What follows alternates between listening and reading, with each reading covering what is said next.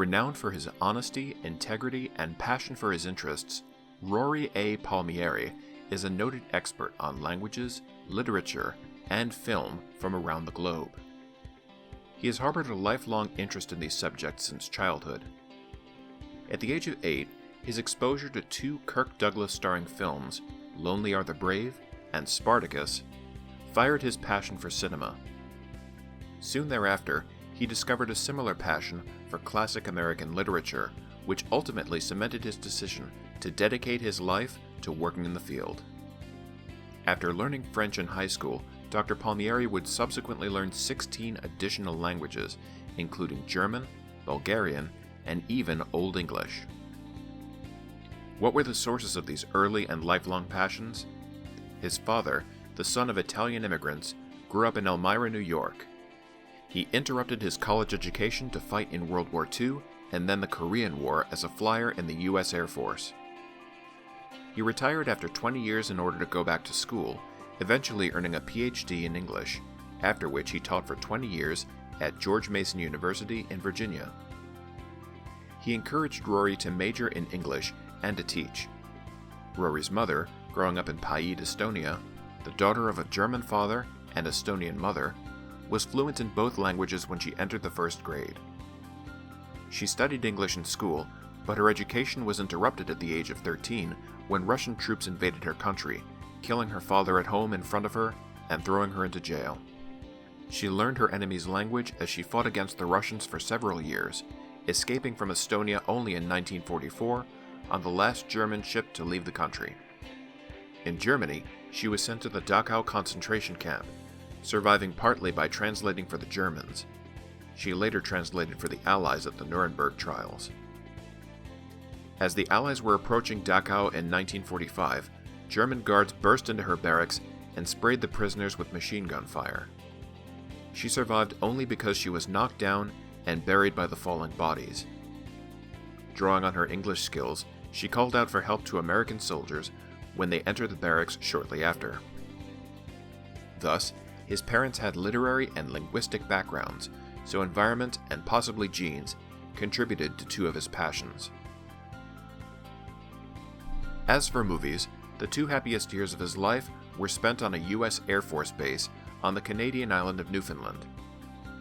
One of the many pleasures for him there was walking to the base theater, as often as his parents would let him, to see a movie.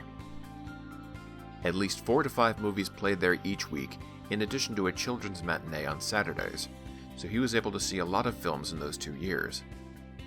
They were a great form of entertainment, but became much more when his mother took him on his 8th birthday to see the powerful Lonely Are the Brave, which was followed 2 weeks later by another powerful Kirk Douglas film, Spartacus. This was a watershed experience for him. Inspired by the films he was seeing, he formed a small acting troupe among the neighborhood kids and wrote, directed, and acted in several plays with them. Another watershed experience, a negative one this time, would occur the following year, when the family left Newfoundland, Rory's Paradise Lost. As a military brat, he had been uprooted every year or two when his father was reassigned. He had had to adjust to a new school and neighborhood and make new friends each time, but this last move, his father was retiring and going back to school to become a teacher, was one too many, and he turned inward. His passion for movies and his family were the only two things he was able to take with him, and he held to them tightly. But in 4th grade now, he was able to start reading the classics of American and later world literature, and a new passion began. In his teens, his favorite novels would be Light in August and Les Miserables, eventually to be surpassed years later by Ulysses with its exciting linguistic challenges. Also in 4th grade, he started learning his first language, French, so another passion was in the offing. His love for these arts would sustain him throughout life. They are immortal, and their permanence enabled him to overcome many losses over the years, as well as providing a pleasurable livelihood. He determined that his working life would always include at least one of these loves. His brother Gary, his only sibling, went in a very different direction. Being 3 years younger, he was not uprooted as many times as Rory, so leaving Newfoundland did not have the same impact. His main interest was sports, though he also did well in school, graduating 5th in his high school class. He married twice, fathered and raised 6 children, and developed his own business. The two brothers are as different as night and day, although they were raised equally by the same parents. After being inducted into the National Honor Society from 1970 to 1972, and graduating as a valedictorian in the latter year from DeMatha Catholic High School, his 4 years there were his happiest since Newfoundland, Dr. Palmieri's passions would lead him to the hallowed halls of Harvard University, from which he earned a Bachelor of Arts in English Language and Literature, magna cum laude, in 1976. He would continue his academic efforts at the prestigious Brown University, with a master's degree in English Language and Literature in 1981. He concluded his formal studies at Brown University in 1984, obtaining a Doctor of Philosophy in English Language and Literature. In addition to these impressive degrees, Dr. Palmieri has accrued several certifications as a language expert since 1987 in modern Greek, Serbo-Croatian, Bulgarian, French, and German, to name the primary ones. In addition, he was for a time affiliated with the Modern Language Association. After having worked part-time for several years as a film projectionist in local cinemas, Dr. Palmieri began his career as an English teacher in 1978, operating in classrooms at the university level until 1983. He was active as a lecturer on composition, film, and literature at Brown University during this time period.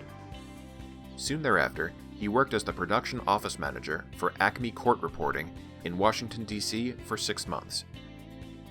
His professional pursuits reached new heights when he became a translator and reporter for the U.S. Department of Defense, positions in which he excelled between 1985 and 1999.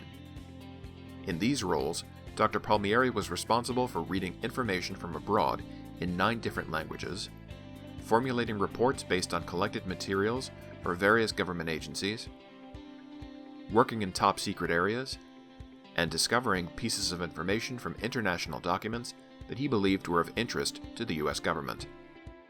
After 1999, Dr. Palmieri worked as a translator for an independent contractor. He also briefly served on the Library of Congress's Books for the Blind project for 3 months via his employment with Potomac Talking Books in Bethesda, Maryland. Subsequently, he became a self-employed translator, often focusing on scholarly works in foreign languages. Beyond his primary responsibilities, Dr. Palmieri is perhaps most proud of his endeavors as an amateur filmmaker, having initially cut his teeth in the craft by directing a short horror film in the early 1970s that caught the attention of a local television show in 1972, on which he hosted a telecast of his film. While working for the federal government in the 1990s, he also performed as an extra in several Hollywood productions. During this time, he found a number of like-minded individuals who were interested in filmmaking, and in 1995, he directed a feature-length documentary based on a local free-form poetry bar titled The Poets from Planet X. Dr. Palmieri's most recent film was a short-form comedy that he directed in 1996 titled Dick's Last Shoot. Dr. Palmieri has attributed his wealth of success to his passions for cinema, literature, and language. He gradually developed his method for quickly learning a new language while working in the federal government. He reads a grammar book to learn the basic structure of the language and to pick up a little vocabulary, and then he immediately starts reading a literary classic written in the language in order to gradually build up a sizable, passive vocabulary, which increases with each book he reads. For him, this is the most enjoyable way to master a new language. In addition to translations, Dr. Palmieri has also written a number of critical pieces. He published an article about his 1972 horror film Redneck in the magazine Cinemagic. His undergraduate honors thesis concerned the works of William Faulkner, his favorite American writer and the author of Light in August. He wrote about the films of his favorite director, Sam Peckinpah, in his 400-page doctoral dissertation.